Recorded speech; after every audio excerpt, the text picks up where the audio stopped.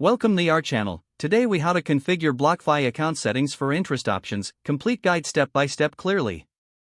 Open your BlockFi account by logging in with your credentials. Navigate to the account settings by clicking on your profile icon. Select account settings from the drop-down menu. Locate the interest options section within the settings. Review the available interest options listed. Choose the option that aligns with your investment strategy. If you need more details, click on the information icon next to each option. Make sure to consider the interest rates and terms associated with each choice. Once you have made a decision, click the Edit button next to your selected interest option.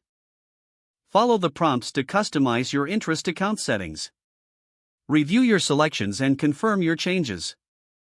You will receive a confirmation message once the changes are successful. Now, check your dashboard to ensure the updated settings reflect your choice. Monitor your account regularly to stay informed about any changes to interest rates. This will help you make informed decisions regarding your interest options in the future. If the page does not load, refresh the browser or try again in a private or incognito window. Make sure you are using the correct email address, then retype it carefully to avoid small typos.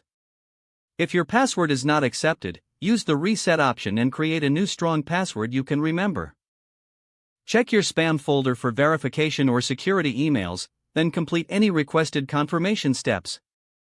Enable two-factor authentication if available to improve account security and reduce unauthorized access risk.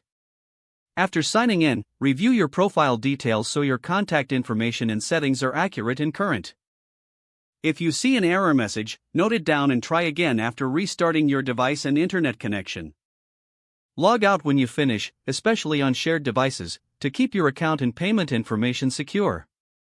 If the page does not load, refresh the browser or try again in a private or incognito window. Make sure you are using the correct email address, then retype it carefully to avoid small typos.